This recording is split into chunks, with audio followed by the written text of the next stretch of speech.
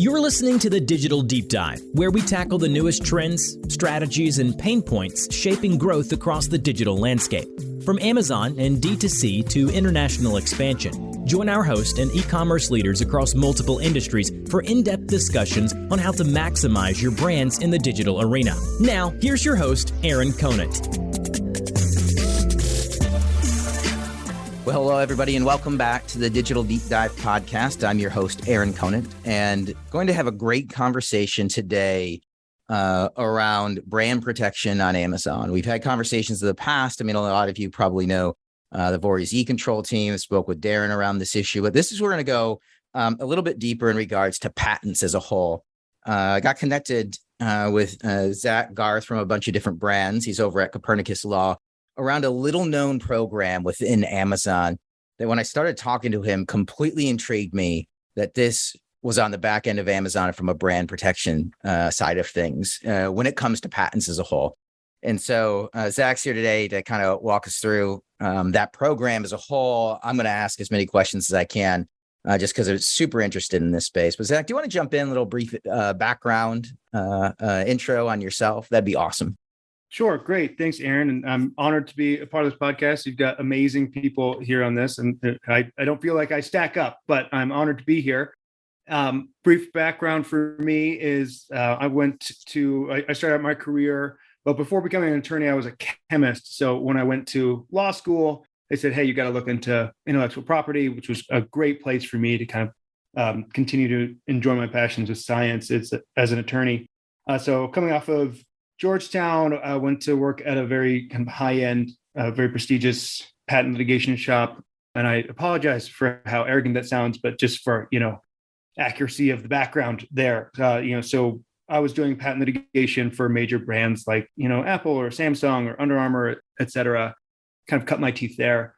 Since that time, I went in-house at a brand and started working pretty closely with Amazon's legal counsel. And that's what got me involved with this program that we're going to talk about today with Amazon and their innovative approach to patent protections and patent enforcement on their platform. And through that, kind of built out my legal practice here now, representing brands, doing these enforcements. I couldn't count how many of these that I've done, either defended or enforced for brands on Amazon now. And that's basically the majority of what I do in my legal practice now. No, that is awesome. And just getting connected with you, there's this idea that there's so many, I don't want to say unauthorized sellers, but the sellers with a lot of product coming in from overseas, a ton of patent infringement going on. And this idea that there's nothing you can do about it. With some of there's nothing you can do. And then, we had this chat and you're like, no, actually there is something you can do. And that was what was so intriguing. And so, if you want to give us a little background on like the name of the program, I think you said it has a new name now. I don't know if it's just patent litigation. I always described it as like Amazon's little patent mini court on the back end, but I'm sure there's a better name for that out there. Yeah, well, you have no idea the landmine of legal jurisprudence you just stepped on there, calling it a mini court. I actually was involved in the case. It's litigating the issue of whether or not federal courts should be treating the Amazon procedure, as if it were a courtroom. So I will say that I think legally it certainly is not a court. But so the new program is called APEX, Amazon Patent Evaluation Express Program. It's changed names a lot over the years. I've been involved with it since its beta before it was launched out. But that's now the current program. So if you're a brand, you log into your brand registry on Amazon and go to do an IP complaint, you should see a new button that you can click for Apex, an Apex proceeding. And that is this program. It is limited strictly to enforcements and complaints related to United States utility patents. And it certainly has very important implications for unauthorized sellers who are selling patent infringing products of a kind.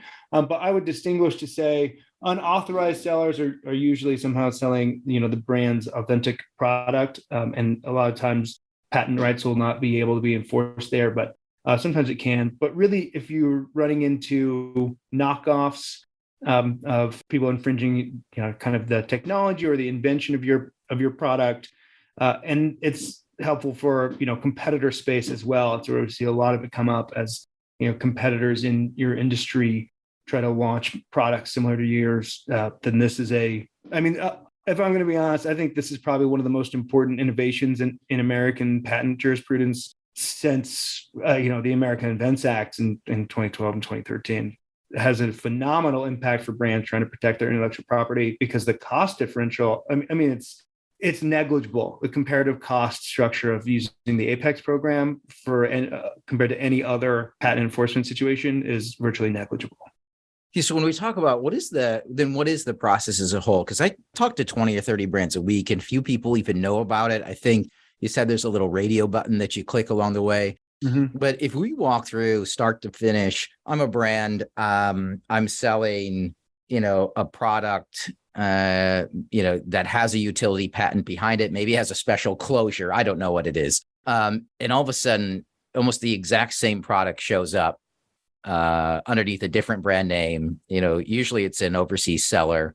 Mm-hmm. And I say, that's literally my product. They're infringing on our patent. In the past, it's hard to take them down as an unauthorized reseller because it's not your brand. Right. So it's not. So at this point in time, we're talking about, okay, it's patent infringement. And what does the brand do in this space? And you said a little bit about the cost. What are the cost implications on the back end? If you can give us some rough thoughts there. And then we also probably need to talk about who handles this internally at a company as a whole. But anyways, we'll tackle the first couple. Okay, great. So kind of the overall in the process there, you've identified that infringer. That's a good example, by the way, to use kind of a closure, because there are limits of what certain patents won't qualify for this program, but many will. But if you've got kind of a mechanical related patent related to a closure in some part of the product, it's a good example. And you identify the infringer. What you would do is you go to initiate a brand registry complaint for an IP violation, intellectual property violation. And Amazon will then reach out to the seller. And you'll have to, if you're trying to submit one of these Apex proceedings, you will have to fill out and sign an Apex agreement. And so essentially, Amazon is going to have you sign a contract and the seller. So the brand and the seller will get contacted by Amazon to sign a contract that will basically agree to go through the Apex proceeding, right? So you will contractually agree that whatever legal determination is done by an independent evaluator that Amazon will procure, that decision will then be binding, and either the seller will have to stop or will be allowed to continue selling on Amazon.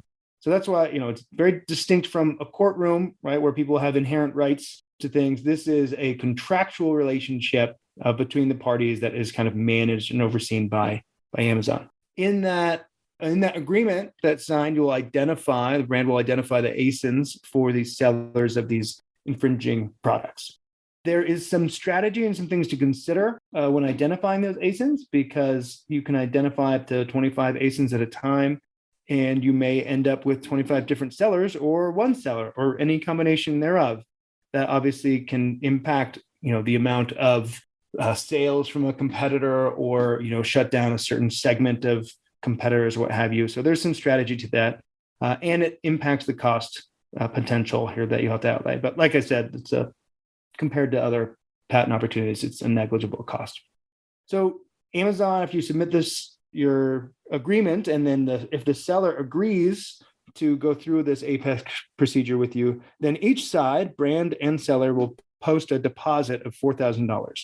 That $4,000 goes to pay for a neutral evaluator that Amazon will select from the registered database of patent attorneys.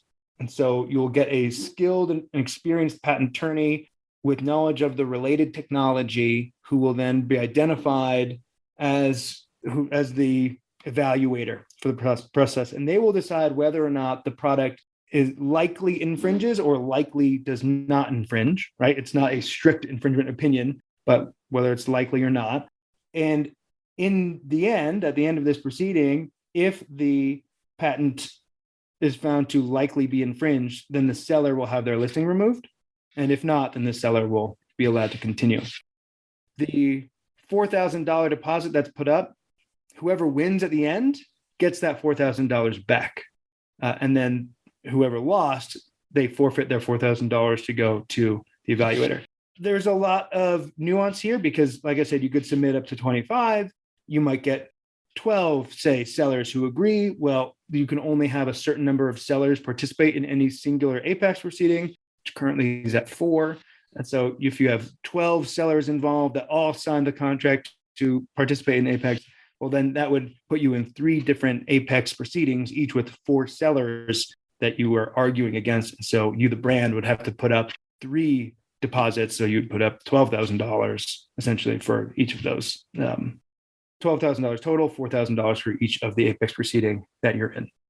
So that's kind of a brief overview. And then if you want, I can I think it would be helpful if I give some of the details of the next steps in the procedure and kind of the overall timeline. Yeah, I mean, that would help, as well as, I'm just thinking, like, how many, like, if you have an average, I'm a data person, right? I'm a chemist as well in the background, right? All data. And so is there like, hey, 50% of people actually try to fight it? And, a lot of times you just do this and they just get their listing taken down because they don't want to fight it. Like, is there 50-50? Oh, no. So as you identified, the majority of the problem comes from overseas sellers, and they are not interested, by and large, with fighting these proceedings. You really run into people fighting these proceedings more often when you're dealing with kind of a competitor or a market entrant into your industry. I would say, in my experience, probably about 15% fight.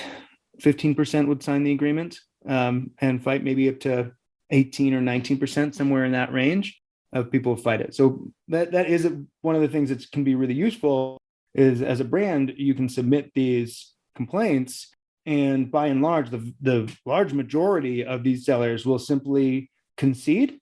They will not sign the agreement, and Amazon will then remove their listing within a couple of weeks. Yeah, I want to get into also, so a couple of other things come to mind. If I am internal counsel, my concern in this case is that, we go through this, we put up $4,000, and it's not a court of law, but yet we have this kind of ruling from a patent attorney. And maybe this is you're kind of hinting at the beginning, is I guess my question is, what are the implications legally if Amazon comes back and says, actually, we don't think that it's actually a patent infringement here? Yeah. Now, does that carry over where, you've chosen this route where it's only $4,000, which is, less than a lot of the brands that are going to jump in here are going to spend a week on paid media on Amazon. So it's worth throwing the money in with a potential win. But if it has this greater impact on, this $150,000, $250,000, court proceedings on an actual patent litigation case.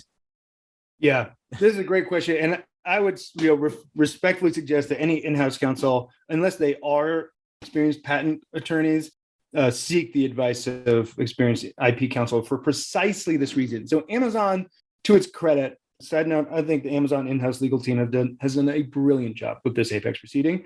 This is one of the issues that they spot checked. And Apex proceedings are considered confidential. So part of the agreement is that each side acknowledges that they're confidential, and they waive the ability to even seek discovery from the other related to this process. So if they end up in court later, this entire proceeding should be kept confidential. So that helps mitigate the impact there. But you still have some concern based on you can still disclose whether or not Apex proceeding was initiated and whether or not a product was removed, right? So the thing for brands to really be aware of is exactly like you said, Aaron, is the impact on other litigations or other possible enforcement actions, like at the USPTO, the United States Patent and Trademark Office. Now, those are not hundreds of thousands of dollars expensive patent cases. The average federal patent case is going to cost $1.5 to $2.5 million, right? So you do want to be mindful of how you're using, your patents. But the other thing is, if you have a patent, just because you've got a patent issued, by no means should you assume that that's always going to be, something that's going to hold up in court after, a lengthy trial. And if you want to test the strength of your patents, the best place that I have found to do that is in this Amazon Apex proceeding, because you can find out if your patent is any good within, with a $4,000 expenditure, plus, if you have outside legal costs for that. So, we're talking in the tens of thousands of dollars there. as opposed to $1.5 million later after a protracted litigation. Then you find out that your patent is not likely going to be, able to enforce against a competitor. So there's actually some good in being able to use it first on the Amazon proceeding there. But if you do have existing litigations, then you need to be mindful of how the Amazon proceeding might impact those existing litigations. And I'll tell you, Amazon's default policy is that if you do have an ongoing lawsuit, that they will not proceed with an apex proceeding for that patent against that same seller or those same products. Right? Amazon is not trying to interfere with legitimate court proceedings and the rights of entities. They're just interested in providing an alternative source of dispute resolution for their seller partners, right, on that space. So I would suggest that any in-house counsel considering this as an avenue, seek counsel from IP, either external or internal IP counsel, to understand the implications of this proceeding on their patent portfolio and on their ability for enforcement, by and large. Yeah, and then I think you stated this earlier. My other concern would be, awesome. No, and thanks for that. Another concern that would come up for me is just in the past, it seems like some of these initiatives by Amazon seem to be half-hearted in a way. Sometimes it's kind of like hey, this was something we did because there was outcry from, all the brands that were out there. So we threw this together and put it out. But your thought is you're really impressed with this, what they've done here. Yeah. And I'll just say, I worked with the in-house senior IP counsel at Amazon. She invited me to kind of beta test their proceedings before it was rolled out to larger brands. And I know that Amazon has put in, and that counsel in particular and her team have put in a lot of work over the years, kind of measuring and refining, the process overall. And I can say, to her credit, she's a believer in making a safe and effective marketplace for brands. So there are those really dedicated folks in-house at Amazon, and this program has been launched and spearheaded by one of those attorneys who really cares about it and making it work well. And so the result is, there's been a lot of, they've been open to feedback and making it work, and it works well for brands and is nicely balanced with the rights of sellers. And it's helpful for brands in this unauthorized seller context, but it's also helpful for, the more research and development oriented brands who are putting out a lot of these patents and giving them an opportunity to really kind of protect their innovations. And so, this has been done. I think that this program, regardless of what others might say about other programs at Amazon, I have a great deal of respect for how this program has been put together. Awesome. Good to hear. So if we want to dig a little deeper, I know we put some of the details aside. So you go in and they accept, and, now you've both ponied up $4,000. Mm-hmm. Are you able to elaborate on, time, effort internally? It seems to be there may be some additional costs, just, internal, headcount applied to it, normal time frame, stuff like that. Yes, definitely. So that's when you get into the fun part, right? Now that you've submitted and you get to get started on it. So now first and foremost, Amazon is iterating on the procedures regularly. And so you want to make sure, when you start one of these apex proceedings, you'll get provided with the most recent set of policies and procedures there. So you'll want to check the timeline in the events of all the most recent proceedings that you start there. Generally speaking, what happens is you get a couple of weeks to, usually 2 to 3 or 2 to 4 weeks to put together what are called initial arguments. And so the brand will put together the infringement claim, and those get submitted to the evaluator. The sellers will then have 2 to 3 weeks to defend themselves, put together their response arguments, and then the brand gets a reply opportunity about 1 week later in order to address those remaining arguments. So there are several considerations at play there. If you are defending against multiple sellers, for example, you are going to want to save the majority of your argument for the reply after you hear back from them. So each side, patent owner and seller, is limited to 20 pages of argument. And so you'll typically want to make your infringement arguments, your initial arguments, succinct, so that you've got space after hearing the non-infringement arguments from the other side in order to address those. The focus of these arguments is all on infringement. There is very little validity argument that can be presented. So to, I guess, step back maybe for a minute, when resolving a dispute of alleged patent infringement, there can only be infringement if the patent itself is first valid. And then if it's valid, then the accused product must meet each limitation of the patent claim. And that the validity of a patent is a big source of the time and expense associated with federal litigation and with the practice before the U.S. Patent and Trademark Office. Amazon takes a position which is legally correct that issued U.S. patents are presumed to be valid because they've been reviewed by the U.S. Patent and Trademark Office. So validity challenges in the Apex proceeding are extremely narrow. You're limited essentially only to previous sale of physically identical products, either on Amazon or elsewhere, but that can be verified through an independent source of those products. And if you can present evidence of that the patented product or a physically identical product was on sale more than a year before the patent date, then in that narrow circumstance, you'll be able to invalidate the patent. But that is very, very uncommon. And what I'll say is because the patent proceedings for Amazon are not court-based, they're strictly construed contractual proceedings, if you will, the rules really do matter, right? So any practitioner in this space needs to take those limitations, those rules very seriously. In my experience, evaluators are quite strict about what can be presented in those arguments. So as a result, the focus of the argumentation is not on the validity of the patent, but is on the infringement of the product, which is something that's very helpful for patent owners, these brands who have those patents. You can focus really on just the infringement aspect of it. And so that takes overall there, right? That takes about 2 to 3 months to get through the argumentation. After arguments are fully submitted, then the evaluator has, they get up to 2 weeks to review everything and then provide a response. In my experience, they respond much faster. And then Amazon has up to 2 weeks to then remove any sellers who are found to likely infringe. And again, in my experience, Amazon moves much faster than that. So all told, the timeline typically runs between 3 and 4 months, essentially, to have that proceeding conducted.